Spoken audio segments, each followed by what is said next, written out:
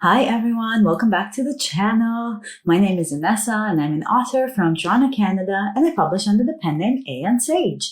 If you are new to this channel, you should know I talk a lot about writing, a lot about planners and stationery and things like that, and general advice and tips for entrepreneurs from what I've picked up along the years of having published 18 novels and counting to date.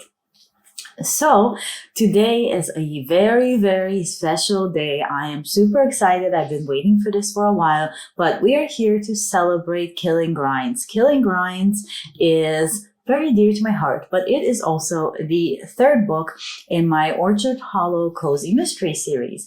Now, if you know and you know me and what I've been writing, the Orchard Hollow series is my first series that is geared towards adult. And it is in the cozy mystery genre. And of course, me being me, it had to be a paranormal cozy mystery because we have to have magic. So we're celebrating Killing Grinds. Now, Killing Grinds, the reason it's so special and why it's so dear to my heart is because the mystery that's being solved in this book is actually that of Stella Rutherford. And Stella Rutherford is Piper, our female lead, our sleuth, our amateur sleuth. And Stella Rutherford is her ghost familiar. So that's right. Piper Addison is a witch, and her familiar couldn't be a cat or a dog or an owl or something like that. It had to be a snarky ghost. And the witch has a 50-year-old snobby woman following her around. This book, we get to see exactly what happened to Stella and how she ended up in the unfortunate realm of the unalived. So a lot of people have been asking for this mystery to be solved since they started reading the books, starting with the first one, A Grave Roast, and I thought, let's do it in the third book. Let's make them wait. So that's why this book is super, super special. I'm very excited. It's doing super well. And there's actually a book tour going on for it right now. So we are going to do a giveaway in this video at the end of the video for a signed copy that I will be sending out. There's already one going on in Sage's Inner Circle, which is my Facebook group. So you can enter for a second chance to win there if you join us in the group. And that's going to be linked in the description. But there's also a book tour happening, and I will link the main link for the book tour, for the Cozy Mystery book tour for Killing Grinds in the description as well, because there is also a giveaway there. So we've got 3 different chances to win a copy of the book, a physical copy of the book. If you aren't on my ARC team, which I'd recommend you join my ARC team if you would like to read further books ahead of time. But if you're not on the ARC team, here's 3 chances to win a copy. And usually copies come with swag depending on where they come from, but the ones that I ship out myself will come with a bunch of swag for the book as well. So what are we doing to celebrate?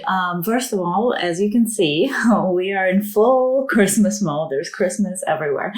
So we've decorated our little library here. We've got our tree that you can kind of see off to the side. The whole house is decorated. It's kind of like our first big Christmas with our only kid. And she's finally starting to understand what Christmas is and what things are. And so it's very exciting. And I went a little bit overboard.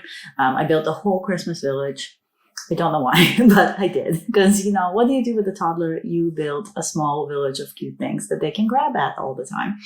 But I wanted to go all out. And so the whole house is in full holiday mode. And it makes me even more excited to celebrate the release because of it. So I wanted to talk more about Killing Grinds and kind of the process of writing it, because it was a little bit more difficult to write this book. Usually in my cozy mysteries, we have kind of a different type of murder to solve. So the murder that happens, it usually happens within the book. Piper has a tendency to stumble onto dead bodies or somehow get involved. But in this case, we were solving a murder from the past. And that was a little bit difficult because to track people down and to put her in situations where she normally wouldn't be and required a little bit more finesse and a little bit more imagination. So this was a tough book to write. Tougher than the other ones. But the exciting part is that what I got to do, and it's not so much a spoiler because a lot of reviews have been kind of hinting at this, we do get the appearance of a new character at the end of this book. And it's a character that's been discussed before, and we finally get to meet them. And it's very, very exciting because that means that there's more books. And I'm not sure if I mentioned it here or not. I know I've mentioned it on social media, but Orchard Hollow was signed for an additional 3 books. So this series is going to have at least 3 more books, which is huge. I am currently writing the 4th one. I'm almost done. About to start editing it. So that's going to be coming out soon. I'll be talking about it for the new year. So in 2024, we have 3 more books coming. The first one is Devil in the French Press, which I'm working in now. And I will talk about it when I have more information or when I'm allowed to share more information. But for now, rest assured, if you have been following the series and you love it, there's 3 more coming. I wanted to do something different for this little release. So I wanted to read one of the chapters. I picked a shorter chapter, so we're not here for like 7 days. But I wanted to read one of the chapters in the book, one of the more action-filled chapters in the book. Cozy mysteries, usually they do have action. They have a lot of action, but they don't have the chase scenes and things like that. At least mine don't yet. But this is one of the more action-y kind of scenes in the book, and I wanted to go ahead and read it out. It's about 4 pages, so double space, so it shouldn't be too long. It's about 1,400 words. And I figured we'd do that instead of questions. I didn't do questions this time just because we're in the middle of NaNoWriMo. I'm writing the 4th book in the series, and I'm celebrating this release plus the book tour. There's a lot going on, so I didn't really have time to do questions or poll those and go through them, but I do have time to read an exclusive chapter. And if you want to read another exclusive chapter on this book tour for the book, for Killing Grinds, there is another different exclusive chapter that's up right now on Fresh Fiction. So Fresh Fiction it reached out to me and they wanted to do like an exclusive excerpt basically from the book, and so they have a full chapter that I'm allowing them to share, so that's fun, and I will try to link that. I think it's up. I believe it actually started before the book tour started, so that should already be up. I will double check, and if I find it, I'll put the link for that below so you can see some more writing from the book if you haven't read it yet. But let's read an excerpt. So this is chapter 14 from Killing Grinds. Gravel crunched under the wheels as Joe turned into my driveway. Behind us, the reddened sky reflected in the rearview mirror. I sighed as the farmhouse appeared ahead, ready to call it a night. Somewhere between King City and home, Stella vanished, so it was only Joe and me in the car now. He parked and left the engine running while I zipped up my jacket. The walk from the car to the front door was short, but I could already feel the crisp air of the late afternoon seep into my bones. You're probably sick of me by now, but how about dinner later? Joe asked. His arm draped over the passenger side seat, and I brushed up against it. The smell of his cologne drew me closer. My muscles tensed, anticipation thrumming through me.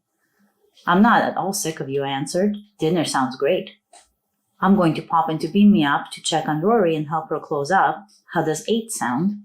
Sounds perfect, Joe said. He leaned in, placing the softest of kisses on my lips, then pulled away. I tried not to scowl when the space between us expanded. I'll bring takeout. Taking my sweet time, I thanked him for accompanying me today and climbed out of the car, waving goodbye as Joe peeled out of the driveway. When he was out of sight, I skirted around the farmhouse to check on the mess in the garden Stella mentioned earlier.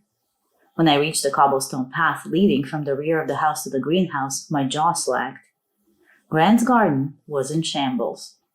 Every flower had been dug up and ripped to shreds, and the few pots that survived lay on their side, abandoned mid-attack.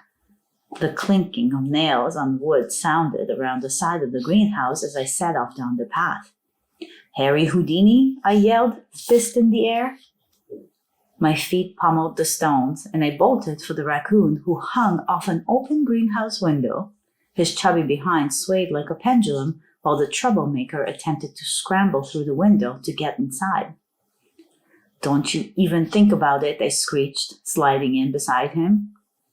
Having no time to make a rational decision, I grabbed Harry's furry body and pulled. The raccoon hissed and kicked out his hind legs, one of his paws slapping me on the cheek. Ouch, I yelled. The little monster was in a serious need of a pedicure. Get your sorry self out of there this instant. I pulled again, avoiding his razor-sharp nails and making a mental note to get checked for rabies later. Finally, I managed to get Harry off the window. He dropped to the ground, hissing as he wobbled away, from me and towards the house. The back door creaked and slammed shut, Harry disappearing from view. Freaking magician. Shaking my head in aggravation, I walked to the front, hoping I wouldn't regret leaving Harry alone in the house later. A yawn escaped me as I backed the Beetle out of the driveway and headed for Cliff Row. I couldn't wait to have another coffee. Fingers crossed the cafe was still standing by the time I got there, because I didn't have it in me to deal with any of Rory's possible disasters. The sea was angry today, the waves crashing into the rocks as I drove the mountain road into town. I glanced out of the side window at the whitecaps in the distance. Looks like another storm is coming. When I brought my eyes back to the road, a sense of dread filled me. My eyes flicked to the rearview mirror, and I noticed a set of lights that weren't there before. It wasn't unusual for there to be other drivers on the road, though traffic in Orchard Hollow was on the slow side. The headlights got brighter and brighter as the car behind me closed in. Are there high beams on? My fingers curled tightly over the steering wheel and I started to slow down, giving the car ample room to pass me. The road we were on was narrow and only allowed for one lane in each direction, so I had to squeeze to the shoulder quite a bit. Behind me, the car, a truck, and I realized, sped up again, though the driver didn't switch lanes to get ahead. My heart beat faster against my ribcage as the headlights flashed in the mirror, obliterating my vision with their intensity until it flooded with black. What the? The sound of wheels spinning filled the air and my seatbelt slashed across my chest as the truck rammed me from behind. My neck snapped and I groaned, knowing I probably pulled a muscle or two. Sweat licked at my skin as I held tighter onto the steering wheel and righted the Beetle before it spun out of control. As I did, the truck delivered another hit. I screamed so loud I blew my own ears out. Swerving to the left, I drove into the opposite lane, praying there was no oncoming traffic. Behind me, the truck accelerated and panic set in as it closed in on my bumper. I wasn't sure how much longer I could stay in control. My hand started to reach for the phone on the passenger seat, but I pulled it back. No distractions. Suddenly, an idea popped into my head. I looked into the side mirror, gauging I had another 10 seconds before whoever was clearly trying to run me off the road made contact. Keeping one hand on the wheel, I rolled down the window and stuck my other hand out. Urgency ran through my body, and I tried my hardest to use it to my advantage. As fear built up inside me, I channeled my lightning magic and imagined it hitting the trees growing on the cliff side of the road. I should have aimed it at the son of a coffee bean trying to kill me, but I couldn't go through with it. The magic I had was unpredictable, and while I wanted to get away from the truck, I had no intention of hurting anyone today. Blue sparks flooded my fingertips, and I thrust my arm further out of the window, letting go of the magic. Flashes of lightning burst from my skin and flew across the road and into a nearby tree right ahead of me. The electric current slammed into the wood, cutting it clean across. The tree wobbled briefly, then toppled over, zooming through the air and picking up speed as it crashed down. As it fell, I stepped on the gas, begging the Beetle not to lose steam before we were through. The car huffed and puffed, but the engine stayed strong. I drove like a maniac, making it past the falling tree just in time. It crashed into the road behind me, taking up almost both lanes. I heard the swerve of tires as the truck driver slammed on the brakes to avoid a head-on collision with the fallen tree. My breath coming short, I glanced into the rearview to see the truck stopped in the middle of the road, headlights on. Sweating profusely, I kept speeding all the way to Cliff Row, my pulse jackhammering the entire way. Someone tried to run me off the road. Who? I wish I was more collected during the attack to at least get a license plate number, but who are we kidding? I was lucky my magic actually worked like it was supposed to for once, or else I'd be at the bottom of the sea right now. As I neared Beam Me Up, I didn't stop. Instead, I circled the block a few times to make sure the creep didn't follow me. Only when I was sure it was safe did I park the car and stare at the window, waiting to regain some level of calm before going in. I had no idea who the driver was. There was one fact I was now absolutely clear on. What happened today had something to do with Stella's death, which could only mean one thing. I was getting close to finding out the truth, and someone out there didn't like that. perhaps enough to kill me for it. So that was one of the funner chapters that I had to write. As we can see, the danger for Piper is really, really building up.